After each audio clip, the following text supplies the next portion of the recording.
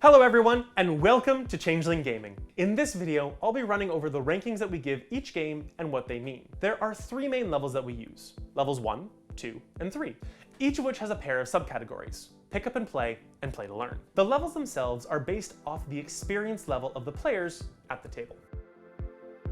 A level 1 game is one where none of the players need previous experience playing games to be able to understand how the game works and play it. These games will typically have relatively simple rule sets that don't involve too many elements to keep in mind while playing. A level 2 game is one where at least one of the players at the table needs to have a good amount of previous game playing experience across a variety of games to be able to guide playing the game properly. Ideally, this would be someone who is comfortable teaching those game elements to people who aren't as fluent in the language of games as they are. A level 3 game is one where all the players at the table should have a good amount of previous game playing experience across a variety of game types to be able to effectively play the game. These games typically have a number of different mechanics at play all at once, or a particularly complicated mechanic that is not as intuitive to understand.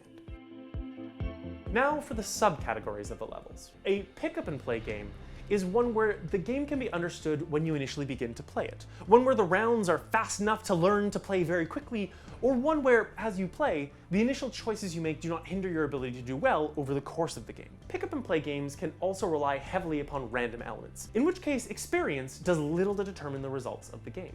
A play-to-learn game, on the other hand, is one that's more difficult to understand the first time it is played through, usually in terms of how the game mechanics interact with each other and what strategies need to be employed for effective play.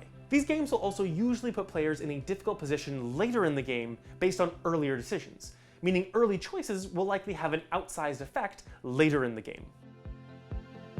We also have a few tags that we apply to games that meet certain other criteria. These are party games, storytelling games, and family games. Our definition of a party game is one whose design facilitates either playing with groups of people who can play for a bit, then step away, or join in at any time without a negative impact on gameplay. These games also tend to have plenty of time for side conversations between players and plenty of opportunities to joke and laugh. A storytelling game is a game that relies upon players coming to the table with an openness and a desire to be creative and tell stories together. These games rely upon an open willingness to improv collectively and enjoy that process as the core of the game playing itself. A family game is one that is particularly applicable to people of all ages, especially younger children's gameplay capabilities and the themes of the game itself.